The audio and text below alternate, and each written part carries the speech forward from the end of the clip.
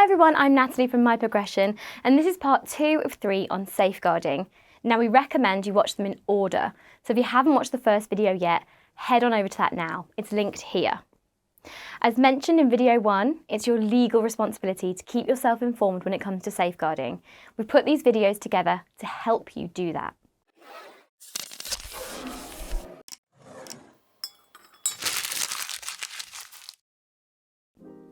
Now this video is going to detail the type of abuse that we need to protect children from and how to spot signs of this happening. What do we need to protect children from? Now sadly, this is a long list.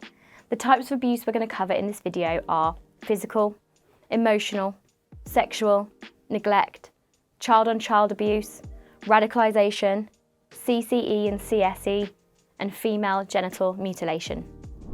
But do we know how to recognise the signs in children? Now, generally speaking, one sign we always should look out for is a sudden change in behaviour. Maybe a child becomes withdrawn or starts misbehaving.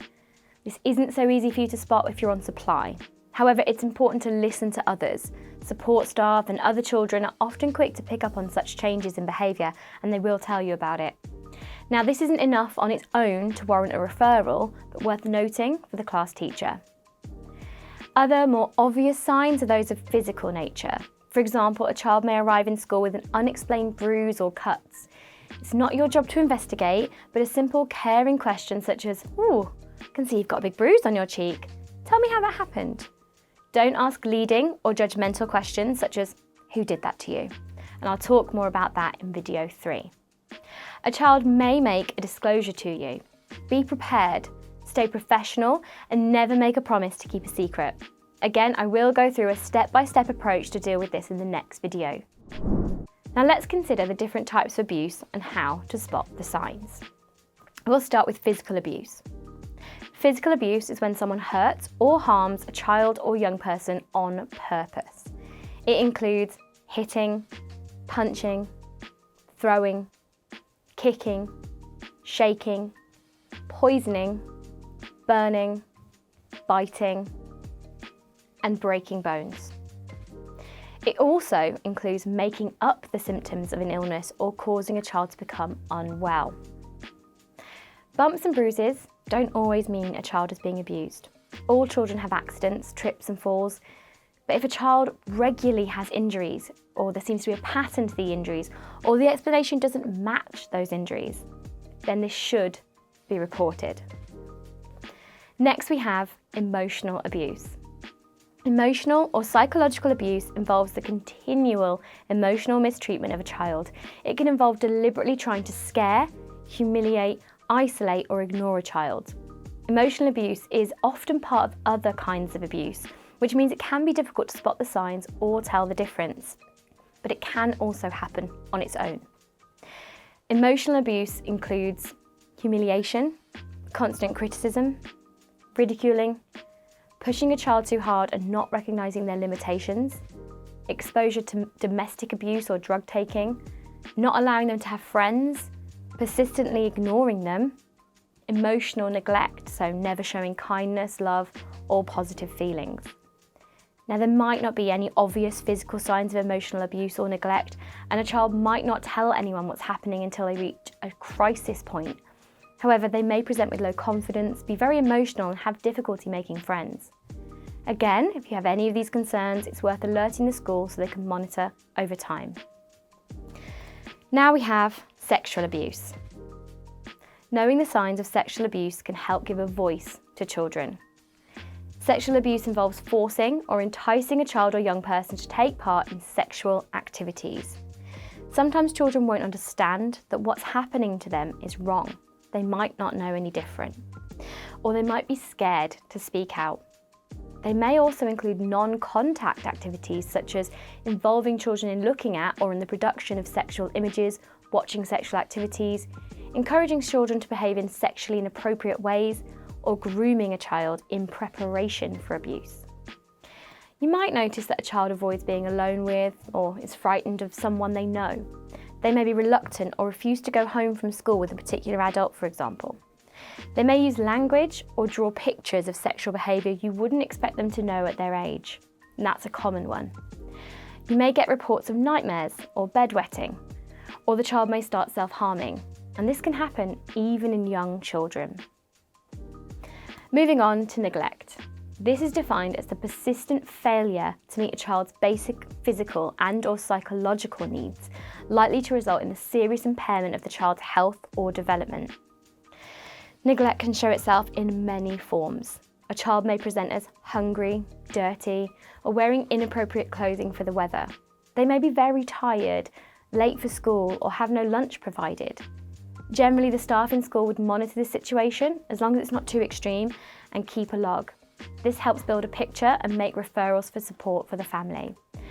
This is difficult for you if you're only in a school for a short time. However, if you notice any of these indicators, you should note it down for the school. It may help them complete their assessment of the situation. Unfortunately, some children experience a range of different abuse within their own home, so be alert in school as children deal with it in different ways. Some children are in a high state of stress because of their home life and will often present with poor behaviour, aggression and frustration. And be aware of the toxic trio. This is used to describe the issues of domestic abuse, mental ill health and substance misuse, which have been identified as common features of families where harm to children and adults has occurred. So next we have child-on-child abuse. Bullying is a form of this abuse, but beware, the term bullying can often be overused. With that said, please be alert to the way children treat each other and are being treated by others. It's behaviour that can hurt a child both physically and emotionally and is usually repeated over a long period of time. Cyberbullying is becoming more widespread. Unlike bullying in the real world, online bullying can follow the child wherever they go via social networks, gaming and mobile phones. Sometimes children who are being bullied don't want to go to school and often say they're ill. They may appear nervous, have low confidence, are withdrawn or have problems with eating or sleeping. The dinner supervisors or parents may report this to you, and it's worth noting for the teacher. Other forms of child-on-child abuse include abuse in an intimate personal relationship between children, sometimes known as teenage relationship abuse. Physical abuse, such as hitting, kicking, shaking, biting, hair pulling, or otherwise causing physical harm. This may include an online element which facilitates, threatens, or encourages physical abuse.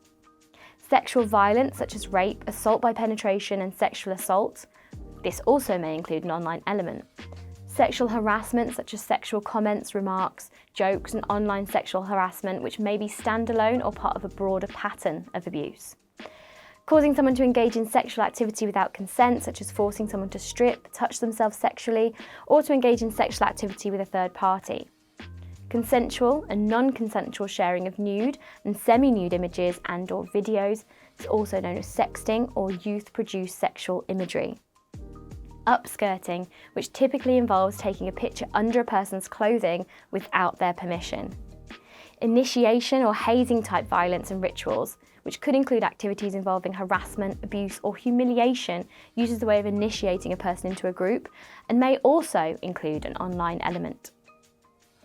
Moving on to radicalization. Radicalization is the process by which a person comes to support terrorism and extremist ideologies associated with terrorist groups. In school, we have a legal duty to prevent radicalization. The Prevent Duty, the Counter-Terrorism and Security Act 2015, contains a duty on specified authorities to have due regard for the need to prevent people from being drawn into terrorism. As teaching professionals, we need to be alert to the signs of radicalization and report any concerns. Extremists might target children and tell them they could be part of something special, later brainwashing them into cutting themselves off from their friends and family. So how can we spot the signs of potential radicalization? Children who are at risk of radicalization may have low self-esteem or be victims of bullying or discrimination. However, these signs don't necessarily mean a child is being radicalized. It may be normal teenage behavior or a sign that something else is wrong. Radicalization can be really difficult to spot, but signs that may indicate a child is being radicalized include becoming a loner, talking like it's from a script, unwilling to express views, disrespect towards others, or being angry or secretive. For more information on how to spot the signs of radicalization, have a look at our Prevent video, and if you haven't already, click the subscribe button to keep seeing more from MyProgression. Next, we have child criminal exploitation, CCE, and child sexual exploitation, CSE. Both of these are forms of abuse that occur when an individual or group takes advantage of an imbalance of power to coerce, manipulate, or deceive a child into taking part in criminal or sexual activity. This may involve an exchange for something the victim needs or wants. CCE and CSE can affect children, both male and female, and can include children who have been moved, or commonly referred to as trafficking, for the purpose of exploitation. Having awareness of this practice and being alert to some of the characteristics of children who've been coerced or trafficked may help to identify them. Sometimes children who've experienced CCE or CSE won't understand that what's happening to them is wrong.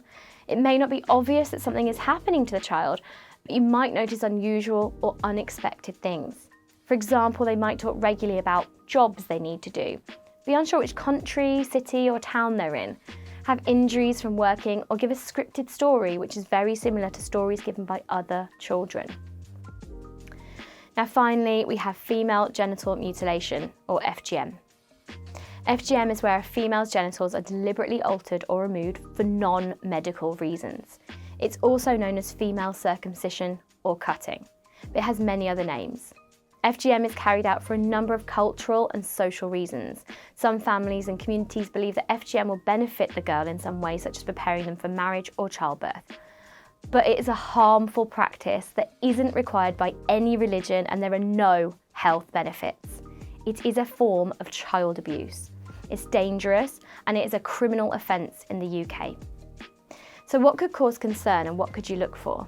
A child may tell you that a person known as a cutter is visiting from abroad, or they're going to a special ceremony where a girl becomes a woman. They could tell you they're going on a long holiday abroad.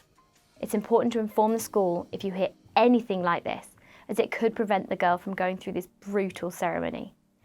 If the act of FGM has been performed, the young girl may find it difficult to walk, stand or sit, and she may spend longer in the bathroom or appear quiet or depressed. This is a long list of different types of abuse, and unfortunately, it does seem to get longer every year. However, by highlighting and being aware of all of the ways children might suffer and the signs, we should be able to protect more of them. This is why it's so important for you as an educator to remain vigilant to these signs. In the next video in our safeguarding series, we'll look at how to handle a concern and how to keep yourself safe. I've been Natalie from MyProgression, and let's keep your career in motion.